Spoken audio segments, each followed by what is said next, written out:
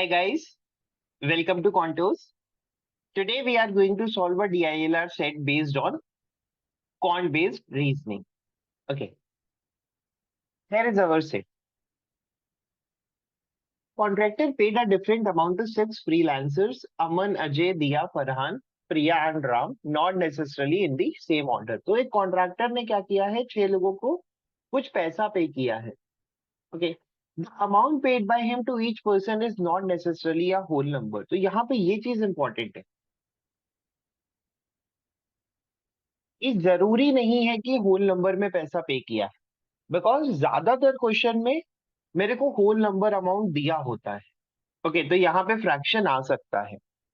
He paid them one after the other, एक के बाद एक को पैसा दिया है, and paid no two person at the same time. अब देखिए उसने क्या किया है, किसी को भी एक साथ पैसा नहीं दिया है. ठीक है, तो काइंड ऑफ ये मेरे को ये बता सकता है कि यार एक के बाद एक, तो शायद ये सीक्वेंस की तरफ डिनोट कर रहा है या पॉइंट आउट कर रहा है कि भाई देखो, शायद आपको इनको किसी प्रॉपर सीक्वेंस में अरेंज करना हो. मे बी ये सेट अरेंजमेंट का हो सकता है कि भाई वो मेरे से कह दे कि भाई किस ऑर्डर में पे कर रहा है, बता दो. ओके, पॉइंट देखते हैं क्या दिया है. Priya receive 1200 which was least amount paid by the contractor. तो प्रिया को जो है वो 1200 रुपए मिले हैं, जो कि मिनिमम अमाउंट है. ठीक है, तो मेरे को यहां से पता लगा कि यार मैं इन्फो लिख लूंगा कि प्रिया को $1200 मिला है and this is minimum. Okay, point one is done. Wearing the first and the second payment, मतलब पहली और दूसरी पेमेंट छोड़ देते हैं. The amount paid by the contractor was the arithmetic mean of the previous two amount paid by him. Arithmetic mean का मतलब होता है average. Okay, of the previous two amount paid by him. तो suppose मैंने ऐसे बोल दिया कि भाई ये छह सीक्वेंस में, सॉरी ये छह पेमेंट इस ऑर्डर में हुई होंगी. ये फर्स्ट होगी, फिर second, third, fourth, fifth, six. तो इसने कहा आप पहली और दूसरी पेमेंट छोड़ दो, जब आप थर्ड पेमेंट निकालोगे तो वो क्या निकलेगी, फर्स्ट और सेकेंड का एवरेज, प्रीवियस टू का एवरेज. जब आप फोर्थ पेमेंट निकालोगे तो वो निकलेगी सेकेंड और थर्ड का एवरेज, प्रीवियस टू का एवरेज, एंड सो ऑन करते हुए मेरे को सारे आगे के अमाउंट मिल जाएंगे. तो देखो अब दोनों पॉइंट में डायरेक्टली कुछ यूज नहीं कर सकता. ओके, आगे चलते हैं. He paid at least two of the freelancer an amount more than 2200. Okay, again indirect type का पॉइंट है भाई. मेरे को इतना डायरेक्टली बोल दिया गया है कि भाई कम से कम दो लोगों को 2200 रुपए से ज्यादा देने के. Ram received his payment before Ajay and Farhan. तो मेरे को अगला जो एक इन्फो दिया है डायरेक्ट, दैट इज राम को अजय से पहले पैसा मिला है और राम को फरहान से पहले पैसा मिला है. Okay, also Farhan received 150 more than Ram. और मेरे को पता है अगर फरहान को कितना मिलेगा, 150 ज्यादा. तो अगर फरहान को 150 प्लस एक्स रुपीज मिला है तो राम को कितना मिला होगा, एक्स रुपीज. ओके, आगे क्या दिया है. प्रिया एंड दिया who did not receive the highest payment. ठीक है, तो दिया को मैक्सिमम अमाउंट नहीं मिला है, रिसीव देयर पेमेंट कॉन्सिक्यूटिवली. तो इसका मतलब है भाई प्रिया को मिला होगा और दिया को मिला होगा, या तो और अगले पे क्या हो जाएगा, प्रिया हो जाएगा स्लैश दिया हो जाएगा. और इन दोनों में से किसी को भी हाईएस्ट अमाउंट नहीं मिला है. ओके, तो देखो अब ये बहुत ही टिपिकल सेट है based on the concept of average. Okay, तो मेरे को यहाँ पे दो कॉन्सेप्ट यूज होते हुए मिलेंगे, एवरेजेस एंड अरेंजमेंट. ठीक है, अब देखिए अगर आप कॉन्सेप्ट के साथ क्लियर नहीं हो तो आपको ये सेट बहुत डिफिकल्ट लगेगा. बट अगर मेरे को थोड़ा सा एवरेजेस का आइडिया है तो एक तो मेरा कैलकुलेशन बचेगा और मेरे लिए ये क्वेश्चन करना थोड़ा सा इजी हो जाएगा. ओके, तो थोड़ा सा जरा कॉन्सेप्ट डिस्कस करते हैं. What average basically means. Average का मतलब हो गया कि भाई मेरे को कुछ बीच में वैल्यू मिल रहा है, बिकॉज सबका अमाउंट डिफरेंट है. ओके, सबका अमाउंट डिफरेंट है, इसलिए मेरे को क्या होगा, एवरेज जो है वो मैक्सिमम से छोटा और मिनिमम से बड़ा मिलेगा। तो मैं ये सोच सकता हूँ कि भाई जो भी मेरा एवरेज अमाउंट होगा फॉर डिस्टिंक्ट वैल्यू हमेशा मैक्सिमम से छोटा और मिनिमम से बड़ा होने वाला है। ओके, इसका बेनिफिट मेरे को क्या सोचना है कि जब मैं ये ऑर्डर डिफाइन करूंगा पैसे देने का इन 6 लोगों का, ठीक है, तो first second third fourth fifth and six payment जो है, अब आप ये सोचो कि भाई जो भी आप आगे के पैसे बना रहे हो फ्रॉम थर्ड पेमेंट, आप एवरेज अमाउंट पे बना रहे हो, ठीक है। Third fourth fifth and six payment are the average amount. मतलब ये जो 4 पेमेंट है ये किसी नंबर का एवरेज से बनेगी, और एवरेज कभी भी मैक्सिमम नहीं हो सकता और मिनिमम नहीं हो सकता, बिकॉज अमाउंट सारे के सारे डिफरेंट हैं। तो मेरे को मैक्सिमम और मिनिमम अमाउंट कहाँ पे मिलेगा, पहली और सेकंड पेमेंट पे ही। किसी भी ऑर्डर में मिले, पहली मैक्सिमम होगी तो दूसरी मिनिमम होगी, और पहली मिनिमम होगी तो दूसरी मैक्सिमम होगी। अब अगर मैं ये चीज पिक करता हूं तो मेरे लिए क्वेश्चन कंपैरेटिवली इजी हो जाएगा। और अगर मैं ये पिक नहीं करता हूं तो मेरे को बहुत ज्यादा इक्वेशन बनानी पड़ेगी और उसके बाद हिट एंड ट्रायल करना पड़ेगा, which will be a difficult thing. Okay, फिर मेरे को ऐसे क्वेश्चन शुरू करना पड़ेगा कि भाई फर्स्ट को एक्स, सेकेंड को वाई मान लेते हैं, फिर थर्ड आ जाएगी x plus y by two, फिर फोर्थ आ जाएगी y plus x plus y by two divided by two and so on. तो ऐसे मेरा क्वेश्चन बहुत ज्यादा हेक्टिक होने लग जाएगा। ओके, तो इससे बचने का क्या तरीका था कि मेरे को एवरेज का कॉन्सेप्ट थोड़ा सा बेटर वे में आ, ठीक है। ओके, हम ये कह सकते हैं कि भाई या तो फर्स्ट पेमेंट मैक्सिमम होगी या सेकेंड पेमेंट मैक्सिमम होगी, और फर्स्ट पेमेंट मिनिमम होगी या सेकेंड पेमेंट मिनिमम होगी। तो देखिए, अगर मैं पहली मैक्सिमम लेता हूँ तो दूसरी मेरे को मिनिमम लेनी पड़ेगी। ओके, एंड मेरे को गिवन है कि प्रिया को जो है मिनिमम अमाउंट मिला है, दैट इज 1200। तो मैं यहाँ पे सोच सकता हूँ कि यहाँ 1200 आएगा, ये अमाउंट हो जाएगा प्रिया का।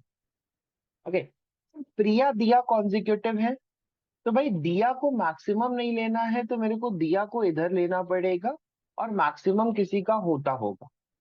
ओके, एंड सेम वे अगर मैंने ये सोचा कि मिनिमम पहले पे है तो मैक्सिमम मेरे को दूसरे पे लेना पड़ेगा, और इधर मेरे को 1200 देना पड़ेगा और प्रिया को सबसे पहले रखना पड़ेगा। बट अगर मैंने प्रिया को सबसे पहले लिया तो मेरे को दिया को सेकेंड नंबर पे लेना पड़ेगा, which is not possible, because दिया को जो है वो हाईएस्ट अमाउंट नहीं मिल रहा है। तो यहां से मेरा एक ही केस बचेगा जब मैंने मिनिमम को सेकेंड पे लिया है और मैक्सिमम को पहले पे लिया है। इसके बाद थोड़ा आगे बढ़ते हैं। सपोज मैंने लेट कर लिया कि मैक्सिमम अमाउंट एक्स, ओके, तो मेरे को दिया का अमाउंट मिल जाएगा एक्स प्लस 1200 बाई टू, उसके आगे मिल जाएगा एक्स प्लस 1200 बाई टू, मैं ऐसे निकाल सकता हूँ। लेकिन मेरे पास अभी भी इन्फो है प्रोसेस करने की। वो क्या है, राम को अजय से पहले पैसा मिल रहा है और राम को फरहान से पहले पैसा मिल रहा है। ओके, तो राम जो है वो कभी भी लास्ट पे नहीं आएगा और राम जो है वो कभी भी सेकंड लास्ट पे नहीं आएगा। मैं राम को इस पोजीशन पे नहीं ले सकता, मैं राम को इस पोजीशन पे नहीं ले सकता। ओके, मैं राम को फर्स्ट पोजीशन पे भी नहीं ले सकता, बिकॉज राम को मैक्सिमम अमाउंट नहीं मिल रहा है, because Ram is getting less money than Farhan. Okay, Ram is getting less money than Farhan, तो इसलिए मेरे को राम को फर्स्ट पे भी नहीं लेने का है। तो राम के लिए जो प्लेस बची that is on fourth place. Okay, हमने यहाँ पे राम का एक्स लिया है, तो इसको मैं के ले लेता हूँ, ठीक है, बिकॉज एक्स मैंने ऑलरेडी लेट कर लिया, तो I will be letting it के। ओके, तो अब मेरे को समझ में आया कि भाई राम के बाद या तो अजय आएगा या राम के बाद फरहान आएगा, एंड सो ऑन। तो सबसे पहले कौन आना चाहिए, अजय और फरहान को आप पहले ले नहीं सकते, रिमेनिंग पर्सन इज अमन, तो अमन को सबसे पहले पैसा मिला होगा। अब देखिए मेरे पास दो ही ऑप्शन है। ओके, एंड वो दो ऑप्शन क्या है, वो दो ऑप्शन ये है कि एक बार मैं सीक्वेंस मान लूं राम, अजय, फरहान, और दूसरी बार मैं सीक्वेंस मान लूं फरहान, अजय, इस तरह से। क्योंकि स्टार्टिंग वाले 4 का पोजीशन शिफ्ट नहीं होने वाला है और आखिरी वाले 2 लोगों का पोजीशन शिफ्ट होने वाला है। ठीक है। अब इसके बाद प्योरली क्वेश्चन डिपेंड कर जाएगा कि भाई मेरे को कैलकुलेशन कैसे करने का। तो देखिए यहाँ पे मैं कैलकुलेशन कैसे बचा सकता हूँ। अगर मैंने ऐसे शुरू किया कि यहाँ पे x प्लस 1200/2, अगला हो जाएगा 1200 प्लस x/2, तो मेरे को ये फ्रैक्शन में मिलता जाएगा और ये मेरे लिए थोड़ा सा कॉम्प्लिकेटेड हो जाएगा। ठीक है। मैं अगले में लिखूंगा 1200 प्लस x प्लस 1200/2 फिर बाई 2, तो मेरे लिए थोड़ा कैलकुलेशन हेक्टिक लगा मेरे को।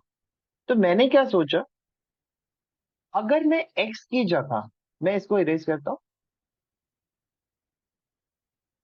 अगर मैं x की जगह 16x लेट कर लूं, मैक्सिमम अमाउंट, मैं x हटा देता हूं, इसकी जगह 16x लेट कर लेता हूं, तो मेरे लिए इजी क्या हो जाएगा, जब मैं 16x/1200 करूंगा, 16x प्लस 1200/2 करूंगा, तो जो मेरे को अमाउंट मिलेगा that amount would be 8x plus 600। Okay, ये अमाउंट मिल जाएगा दिया को। और जब मैं राम के लिए कैलकुलेशन करूंगा तो वो कैलकुलेशन हो जाएगी 1200 प्लस 8x प्लस 600/2। अब मैं 8x को भी 2 से काट सकता हूँ और इन दोनों को भी 2 से कैंसिल आउट कर सकता हूँ। तो जो राम का अमाउंट होगा वो हो जाएगा 4x प्लस 900। इसके बाद जब मैं फोर्थ और फिफ्थ पोजीशन वाले का अमाउंट पिक करूंगा तो वो भी मेरे को इजिली इसी कैलकुलेशन के थ्रू मिल जाएगा। ये हो जाएगा 16x प्लस 1200, तो दिया को जो अमाउंट मिलेगा that is 8x plus 600। Ram को जो अमाउंट मिलेगा that would B 4x plus 900, because 600 plus 1200 1800/2। इसके बाद जो भी फिफ्थ पोजीशन पे आ रहा है, लेट इट बी फरहान और अजय, मेरे को नहीं पता। ओके, यहाँ पे फरहान हो सकता है या अजय, यहाँ पे अजय हो सकता है या फरहान, डिपेंडिंग अपॉन कौन सा सिनारियो फिट होगा। जब मैं फिफ्थ पोजीशन वाले के लिए करूंगा तो 8x plus 4x 12x, 12x/2 6x, 600 plus 900 1500/2 750। और जब अगला कैलकुलेशन करेंगे तो 6x प्लस 4x 10x/2, तो लास्ट वाले के लिए हो जाएगा 5x plus 750 plus 9x would be 1650, और ये हो जाएगा प्लस का 825। ओके, तो यहां से मेरे को सबके अमाउंट मिल जाएंगे।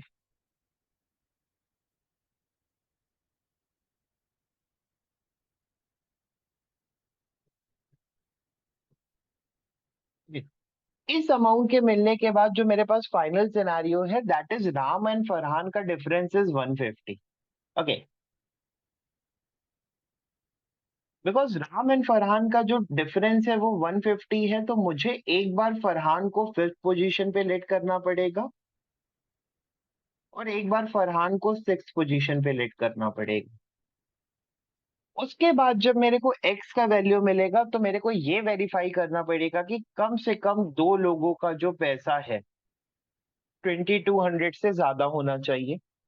ठीक है, तो हम कैलकुलेशन कर लेते हैं, एक बार लेट करते हैं फरहान फिफ्थ पोजीशन पे, तो मेरे को मिल जाएगा 6x plus 750 minus 4x minus 900 must be equal to 150, because Farhan के पास 150 रुपीज ज्यादा थे राम से।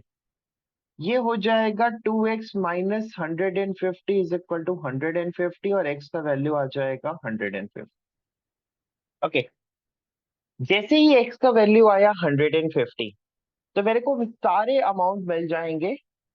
तो 16x कितना हो जाएगा, आप बोलोगे 16x इंटू 150, तो ये हो जाएगा 2400। नेक्स्ट अमाउंट हो जाएगा 1200।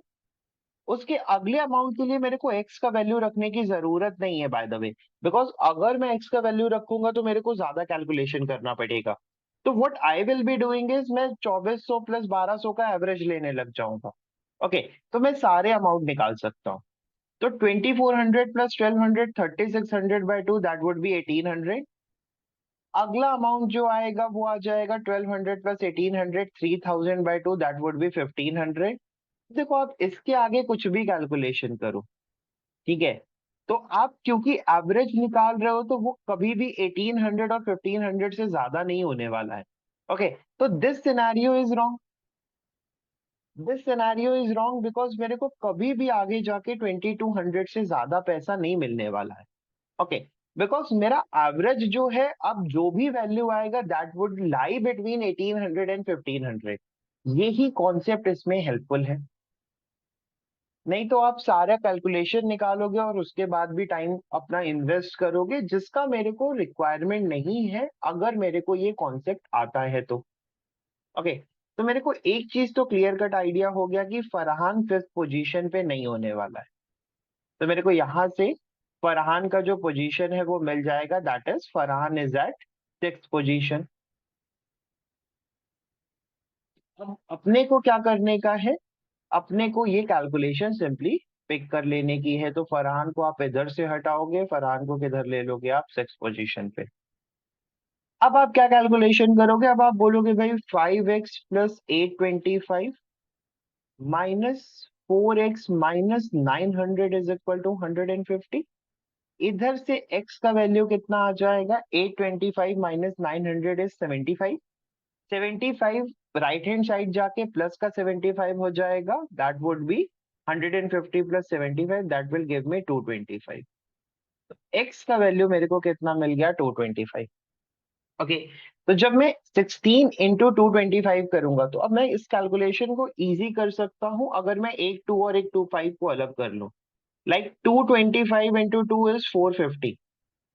Okay, 225 into 2 is 450। तो उसके बाद अगर मैं एक और करता हूं तो 450 इंटू 2 इज 900। तो बेसिकली ये वैल्यू कितना आ जाएगा, 3600। बिकॉज मैंने क्या किया, मैंने इसको ऐसे कैलकुलेशन कर लिया 225। ओके, और इसको फर्दर ब्रेक कर दिया 2 इंटू 2 इंटू 4 इंटू 225। तो एक बार जब मैंने इसका मल्टीप्लाई कराया तो ये हो जाएगा 450 इंटू 2 इंटू 4। फिर जब आप इनका कराओगे it would be 900। 900 into 4 is 3600। Okay, तो इसके बाद मेरे को पता है कि भाई एवरेज ही निकालने का है। 3600 प्लस 1200 विल गिव मी 4800। तो इधर अमाउंट मिल जाएगा 2400। नेक्स्ट 2400 प्लस 1200 ये आ जाएगा 3600 by 2 that is 1800। Next 1800 plus 2400 ये हो जाएगा 4200, तो 2100 मिल जाएगा। एंड नेक्स्ट वन 1800 प्लस 2100 तो दैट वुड बी 1950। ठीक है ना? हाँ, ओके, तो यहाँ पे मेरे को दो अमाउंट मिल गए, 3600 एंड 2400, जो कि ऑलरेडी किससे बड़े हैं, 2200 से। ओके, इसके बाद मेरे से कुछ भी पूछेगा तो मैं इजिली सॉल्व कर सकता हूँ। Who was the second last person to receive the payment? तो second last person कौन है? तो my answer for question number 1 should be Ajay. What is the highest amount paid by the contractor? तो that would be 3600। तो question number 2 का answer हो जाएगा 3600। What is the total amount paid by the contractor? Okay, तो मेरे को ये देखने का है कि टोटल अमाउंट कॉन्ट्रैक्टर ने कितना पे किया है। अब आप देखिए, आपकी कैलकुलेशन फिर से इंपॉर्टेंट रोल प्ले करेगी। Okay, 3600 plus 1200 that is 4800। 4800 plus 2400 that is 7200। 7200 plus 1800 that would B 9000। 9000 plus 2000 11000। 11000 plus 1000 12000। 13050। I think this amount should come as 13,050. So my answer for question number 3 should be 13,050 rupees. Last one. Of all the six payment, what is the median payment? अब देखो, मेरे को median payment के बारे में पता होना चाहिए कि मीडियन पेमेंट होता क्या है। ओके, तो मीडियन पेमेंट क्या हो जाएगा, मेरे को क्या करना पड़ेगा, मेरे को पहले इन अमाउंट्स को एक प्रॉपर सीक्वेंस में लिखना पड़ेगा, from increasing to decreasing order या डिक्रीजिंग टू इंक्रीजिंग ऑर्डर। छोटे से बड़ा लिख लेते हैं। ओके, तो सबसे छोटा अमाउंट है 1200। 1200 के बाद अगला सबसे छोटा अमाउंट है, दैट इज 1800। 1800 के बाद है 1950। 1950 के बाद है 2100। Then it is 2400। Then last one is 3600। तो मीडियन कैसे निकलता है? आप मिडिल टू वैल्यूज का एवरेज लेते हो। ठीक है, पहले उसको एक प्रॉपर सीक्वेंस में अरेंज करते हो, देन आप मिडिल वैल्यूज का एवरेज लेते हो। तो यहाँ पे मिडिल दो वैल्यूज हैं ये। ओके, तो मेरे को क्या करने का है, मेरे को 1950 प्लस 2100 को ऐड करके 2 से डिवाइड कर देने का है, और यहां से मेरे को फाइनल आंसर मिल जाएगा। तो 1950 प्लस 2100 शुड बी 4050। और 4050 बाई 2 करूंगा तो मेरे को मिल जाएगा 2025। तो my answer should be 2025 rupees. Answer for question number 4 will be 2025 rupees. Okay, तो this is the median payment. Hopefully आपको ये सॉल्यूशन समझ में आ गया होगा। आपको अभी भी अगर कोई डाउट है तो आप अपना डाउट कमेंट सेक्शन में पूछ सकते हो। Okay, thank you and have a nice day.